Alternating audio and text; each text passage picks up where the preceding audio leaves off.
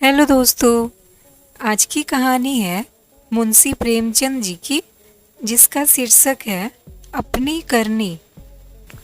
अभागा मैं, मेरे कर्मों के फल ने आज मुझे यह दिन दिखाए हैं कि अपमान भी मेरे ऊपर हंसता है, और यह सब मैंने अपने हाथों किया।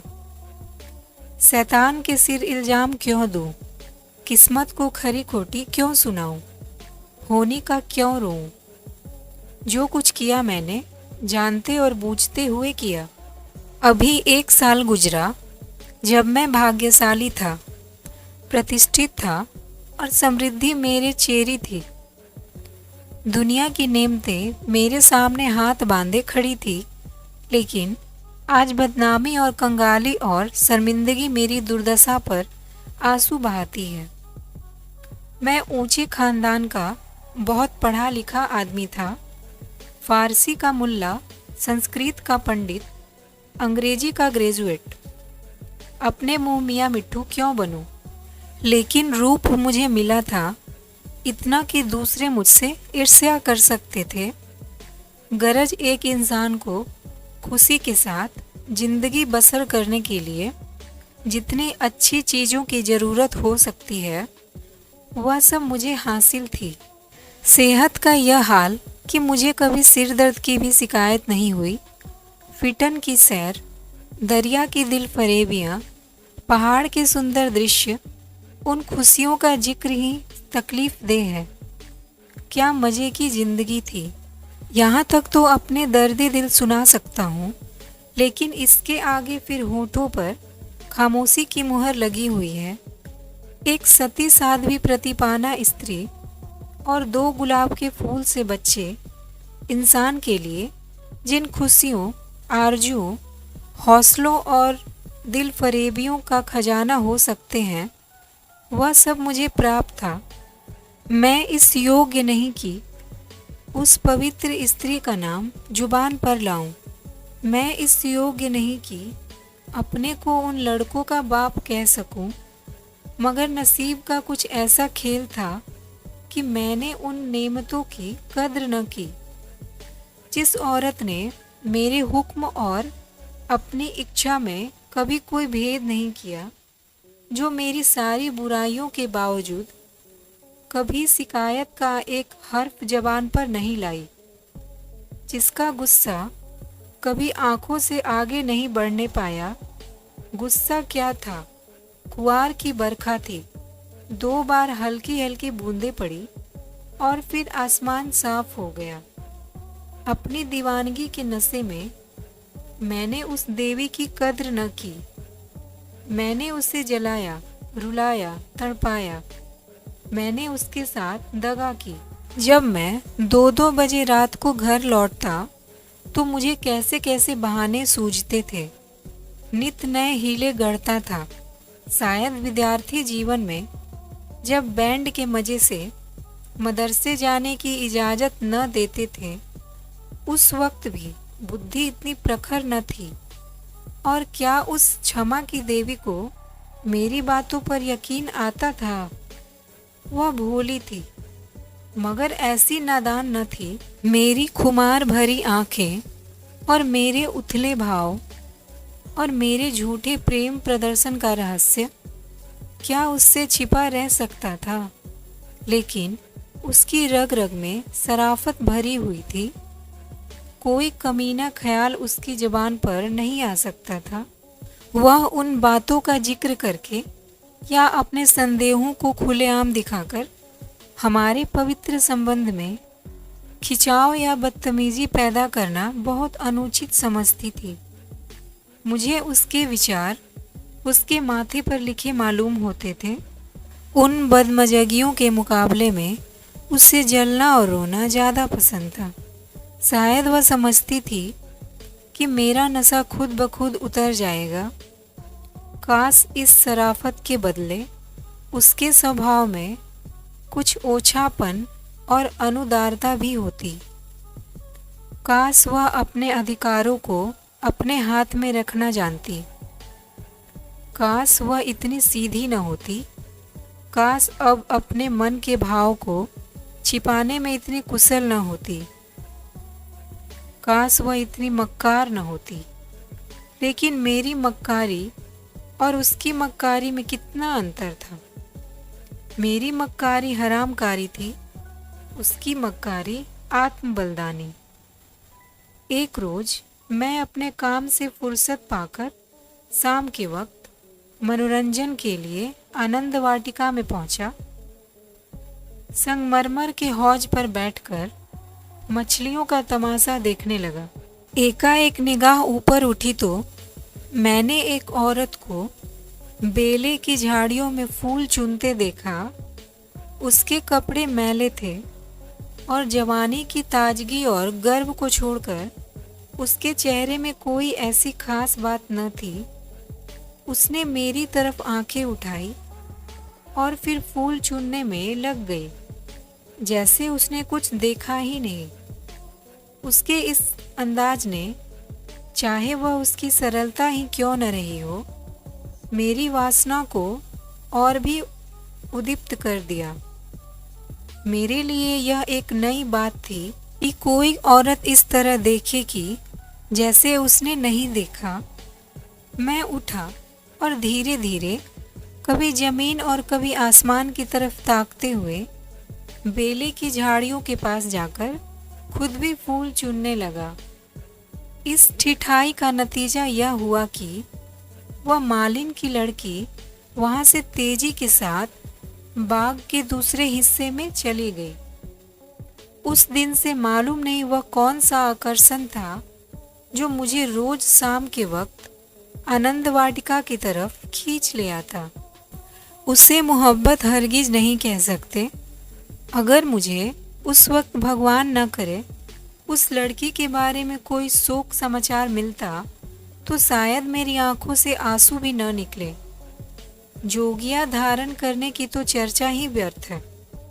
मैं रोज जाता और नए नए रूप धर कर जाता, लेकिन जिस प्रकृति ने मुझे अच्छा रूप रंग दिया था उसी ने मुझे वाचालता से वंचित भी कर रखा था।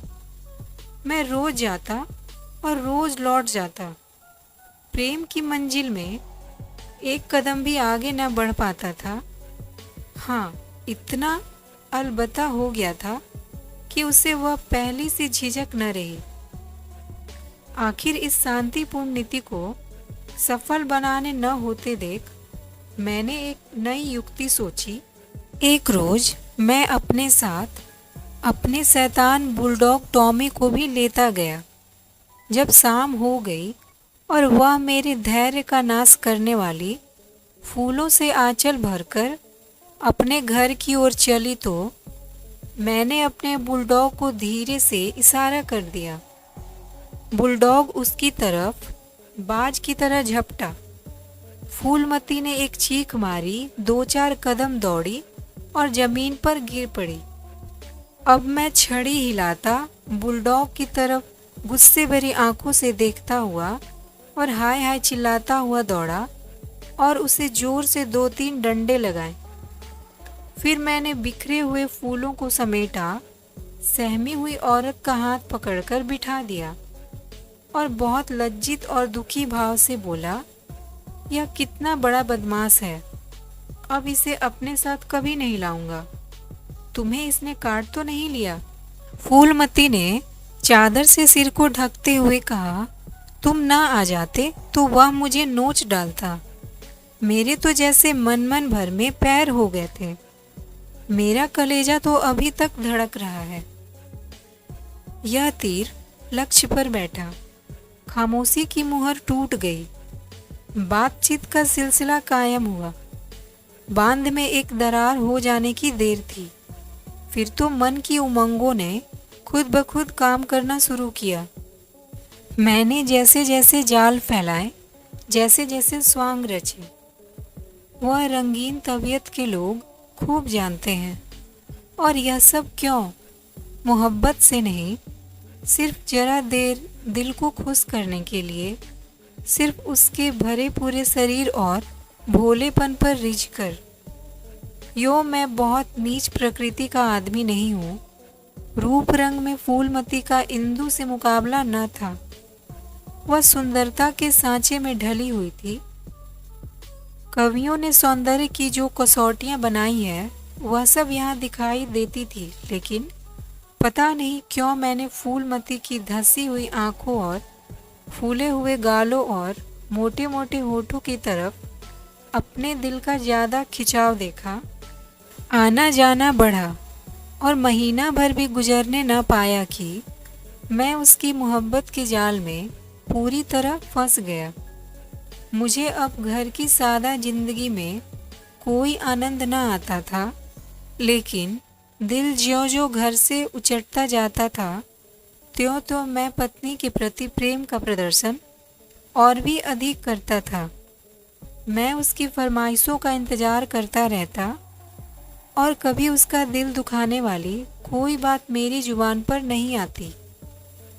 शायद मैं अपनी आंतरिक उदासीनता को शिष्टाचार के पर्दे के पीछे छिपाना चाहता था।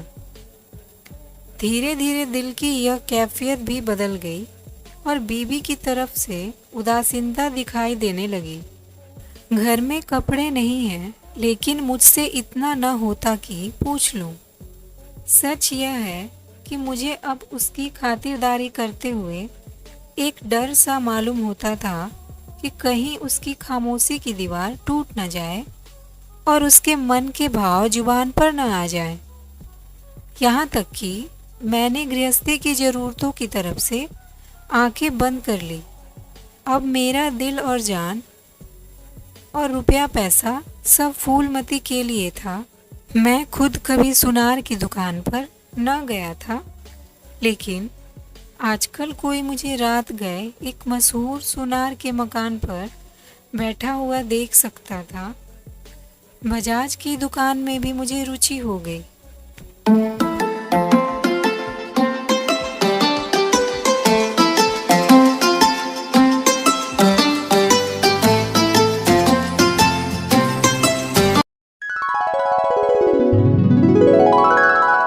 हेलो दोस्तों, आज की कहानी है मुंशी प्रेमचंद जी की लिखी कहानी अपनी करनी का भाग 2।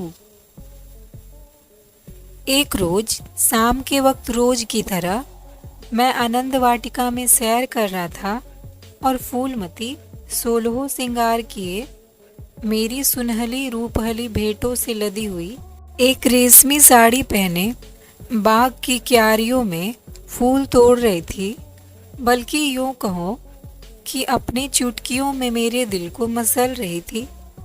उसकी छोटी छोटी आंखें उस वक्त नशे के हुस्न में फैल गई और उनमें सोखी और मुस्कुराहट की झलक नजर आती थी। अचानक महाराजा साहब भी अपने कुछ दोस्तों के साथ मोटर पर सवार आ पहुँचे। मैं उन्हें देखते ही अगवानी करने के लिए दौड़ा और आदाब बजा लाया। बेचारी फूलमती महाराजा साहब को पहचानती थी, लेकिन उसे एक घने कुंज के अलावा और कोई छिपने की जगह न मिल सकी। महाराजा साहब चले तो हौज की तरफ, लेकिन मेरा दुर्भाग्य उन्हें क्यारी पर ले चला और जिधर फूलमती छिपी हुई थर-थर काँप रही थी। महाराजा साहब ने उसकी तरफ आश्चर्य से देखा और बोले, यह कौन औरत है? सब लोग मेरी ओर प्रश्न भरी आंखों से देखने लगे और मुझे भी उस वक्त यही ठीक मालूम हुआ कि इसका जवाब मैं ही दूं, वरना फूलमती न जाने क्या आफत ढा दे। लापरवाही के अंदाज से बोला, इसी बाग के माली की लड़की है, यहाँ फूल तोड़ने आई होगी। फूलमती लज्जा और भय के मारे जमीन में धंसी जाती थी। महाराजा साहब ने उसे सिर से पांव तक गौर से देखा और तब संदेहशील भाव से मेरी तरफ देखकर बोले, यह माली की लड़की है। मैं इसका क्या जवाब देता? इसी बीच कमबख्त दुर्जन माली भी अपनी फटी हुई पाग संभालता हाथ में कुदाल लिए हुए दौड़ता हुआ आया और सिर को घुटने से मिलाकर महाराज को प्रणाम किया। महाराजा ने जरा तेज लहजे में पूछा, यह तेरी लड़की है। माली के होश उड़ गए। कांपता हुआ बोला, हुजूर। महाराज ने फिर पूछा, तेरी तनख्वाह क्या है? दुर्जन ने कहा, हुजूर 5 रुपए। फिर महाराजा ने पूछा, यह लड़की कुंवारी है या ब्याही?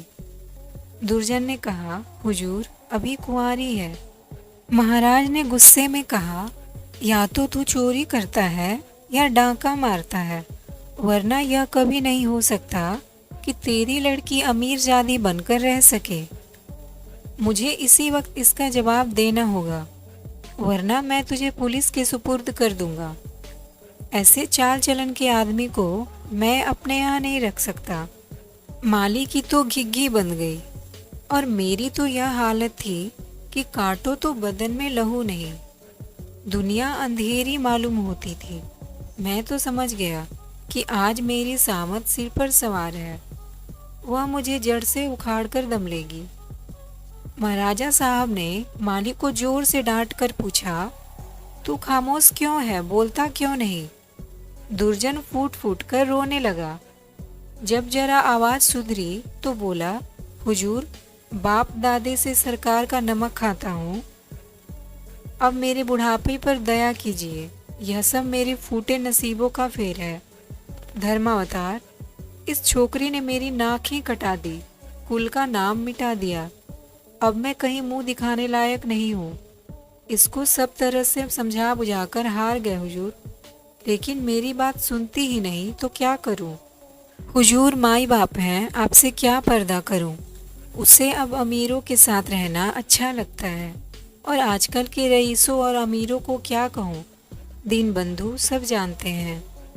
महाराजा साहब ने जरा देर गौर करके पूछा, क्या उसकी किसी सरकारी नौकर से संबंध है? दुर्जन ने सिर झुकाकर कहा, हुजूर। महाराजा साहब ने फिर पूछा, वह कौन आदमी है, तुम्हें उसे बतलाना होगा। दुर्जन ने कहा, महाराज जब पूछेंगे बता दूंगा। सांच को आज क्या? मैंने तो समझा था कि इसी वक्त सारा पर्दाफाश हुआ जाता है, लेकिन महाराजा साहब ने अपने दरबार के किसी मुलाजिम की इज्जत को इस तरह मिट्टी में मिलाना ठीक नहीं समझा। वे वहां से टहलते हुए मोटर पर बैठकर महल की तरफ चले।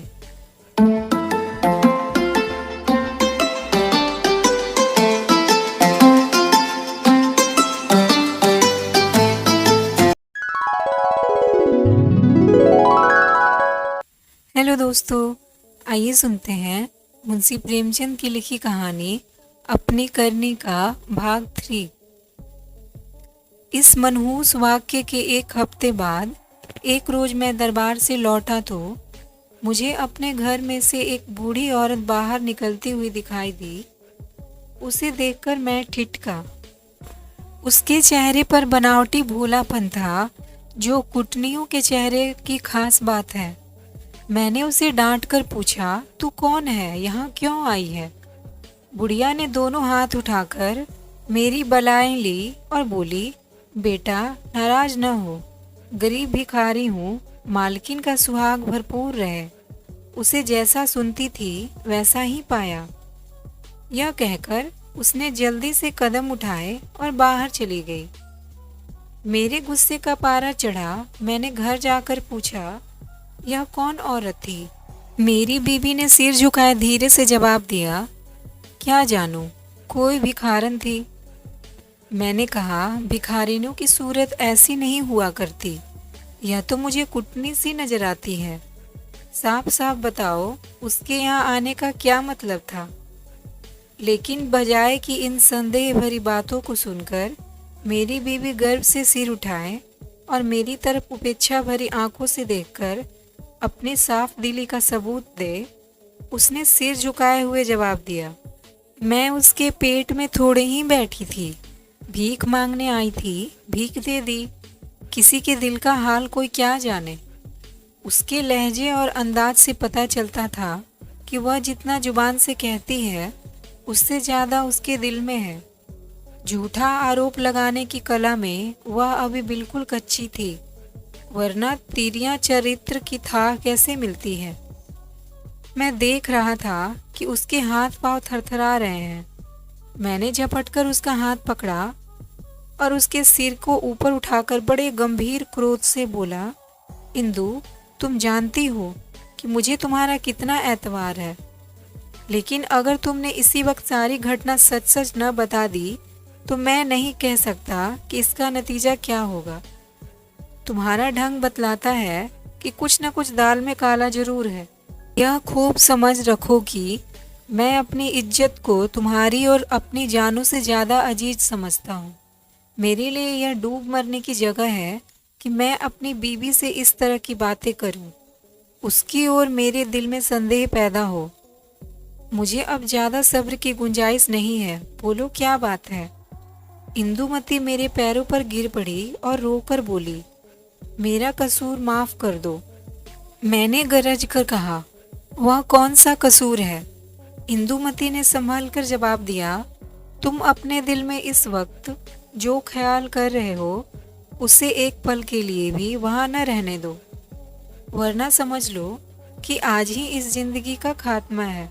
मुझे नहीं मालूम था कि तुमने मेरे ऊपर जो जुल्म किए हैं उन्हें मैंने किस तरह झेला है, और अब भी सब कुछ झेलने के लिए तैयार हूँ। मेरा सिर तुम्हारे पैरों पर है, जिस तरह रखोगे रहूंगी।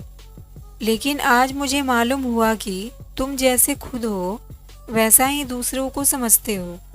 मुझसे भूल अवश्य हुई है, लेकिन उस भूल की सजा यह नहीं है कि तुम मुझ पर संदेह करो।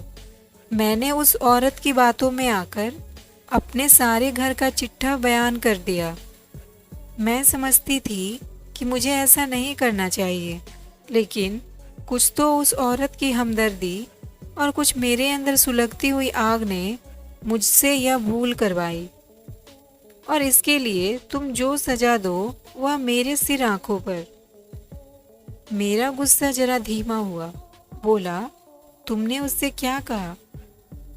इंदुमती ने जवाब दिया, घर का जो कुछ हाल है, तुम्हारी बेवफाई, तुम्हारी लापरवाही, तुम्हारा घर की ज़रूरतों की फिक्र न करना, अपनी बेवकूफ़ी का क्या कहूँ। मैंने उसे यहाँ तक कि कह दिया कि इधर 3 महीने से उन्होंने घर के लिए कुछ खर्च भी नहीं दिया, और इसकी चोट मेरे गहनों पर पड़ी। तुम्हें शायद मालूम नहीं कि इन 3 महीनों में मेरे 450 रुपये के जेवर बिक गए। न मालूम क्यों मैं उससे यह सब कुछ कह गई।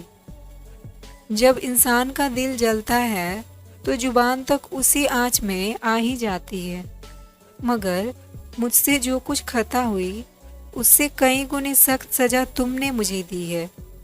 मेरा बयान लेने का भी सब्र न हुआ। खैर, तुम्हारे दिल की कैफियत मुझे मालूम हो गई।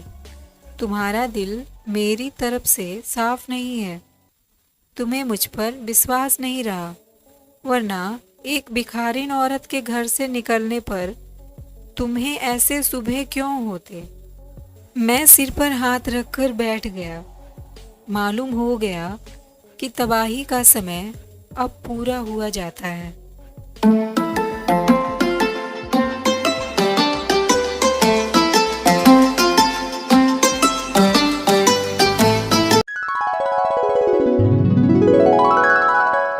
हेलो दोस्तों, आइए सुनते हैं मुंशी प्रेमचंद जी की लिखी कहानी अपने करने का भाग 4। दूसरे दिन मैं ज्यों ही दफ्तर में पहुंचा, चौबदार ने आकर कहा, महाराज साहब ने आपको याद किया है। मैं तो अपनी किस्मत का फैसला पहले से ही किए बैठा था। मैं खूब समझ गया था कि वह बुढ़िया खुफिया पुलिस की कोई मुखबिर है जो मेरे घरेलू मामलों की जांच के लिए तैनात हुई होगी। कल उसकी रिपोर्ट आई होगी और आज मेरी तलबी है। खौफ से सहमा हुआ, लेकिन दिल को किसी तरह संभाले हुए कि जो कुछ सिर पर पड़ेगी देखा जाएगा। अभी से क्यों जान दूं। मैं महाराजा की खिदमत में पहुंचा। वह इस वक्त अपने पूजा के कमरे में अकेले बैठे हुए थे। कागजों का एक ढेर इधर उधर फैला हुआ था और वह खुद किसी ख्याल में डूबे हुए थे। मुझे देखते ही वह मेरी तरफ मुखातिब हुए। उनके चेहरे पर नाराजगी के लक्षण दिखाई दिए। बोले, कुंवर श्यामसी, मुझे बहुत अफसोस है कि तुम्हारी बाबत मुझे जो बातें मालूम हुई वह मुझे इस बात के लिए मजबूर करती है कि तुम्हारे साथ सख्ती का बर्ताव किया जाए। तुम मेरे पुराने वसीकादार हो और तुम्हें यह गौरव कई पीढ़ियों से प्राप्त है। तुम्हारे बुजुर्गों ने हमारे खानदान की जी जान लगाकर सेवाएं की हैं और उन्हीं के सिले में यह वसीका दिया गया था, लेकिन तुमने अपनी हरकतों से अपने को इस कृपा के योग नहीं रखा।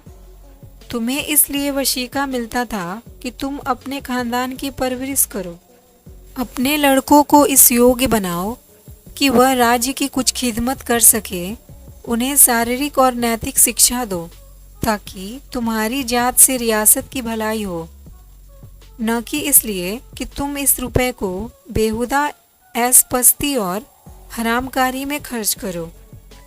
मुझे इस बात से बहुत तकलीफ होती है कि तुमने अब अपने बाल बच्चों की परवरिश की जिम्मेदारी से भी अपने को मुक्त समझ लिया है।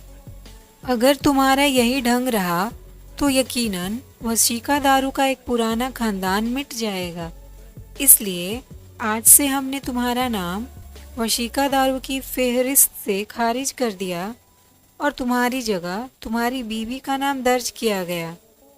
वह अपने लड़कों को पालने पोसने की जिम्मेदार है। तुम्हारा नाम रियासत के मालियों की फेहरिस्त में लिया जाएगा। तुमने अपने को इसी के योग्य सिद्ध किया है और मुझे उम्मीद है कि यह तबादला तुम्हें नागवार न होगा। बस जाओ और मुमकिन हो तो अपने किए पर पछताओ।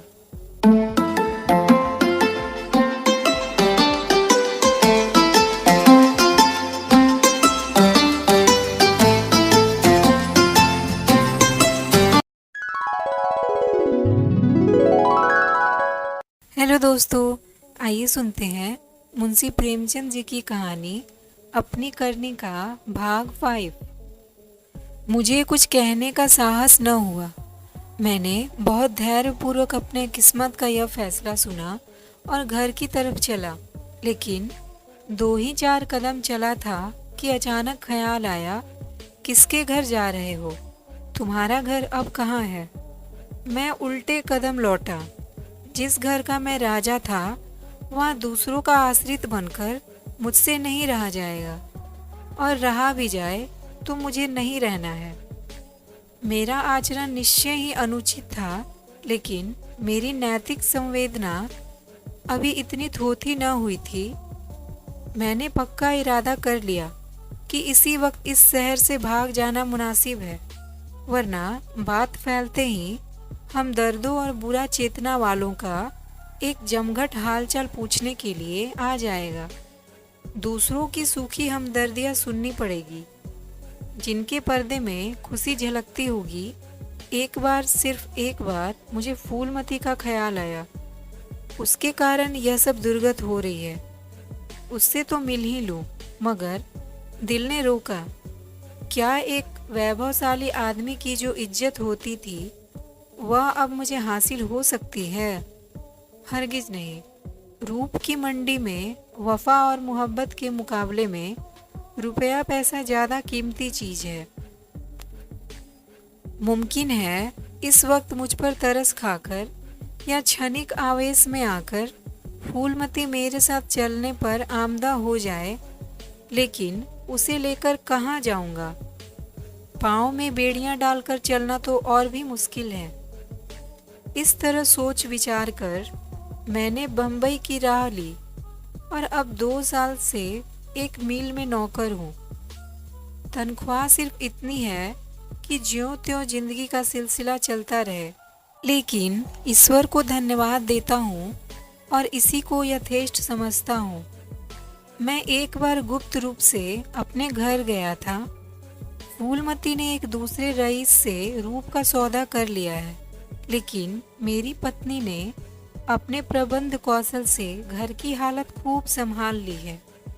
मैंने अपने मकान को रात के समय लालसा भरी आंखों से देखा। दरवाजे पर 2 लालटेन जल रही थी और बच्चे इधर उधर खेल रहे थे। हर सफाई और सुथरापन दिखाई देता था। मुझे कुछ अखबारों के देखने से मालूम हुआ कि महीनों तक मेरे पते निशान के बारे में अखबारों में इश्तिहार छपते रहे, लेकिन अब यह सूरत लेकर मैं वहाँ क्या जाऊँगा और यह कालिख लगा मुंह किसको दिखाऊंगा। अब तो मुझे इसी गिरी पड़ी हालत में जिंदगी के दिन काटने हैं, चाहे रो कर काटूं या हंसकर। मैं अपनी हरकतों पर अब बहुत शर्मिंदा हूँ। अफसोस मैंने उन नेमतों की कदर न की, उन्हें लात से ठोकर मारी। यह उसी की सजा है कि आज मुझे यह दिन देखना पड़ रहा है। मैं वह परवाना हूँ जिसकी खाक भी हवा के झोंकों से नहीं बची।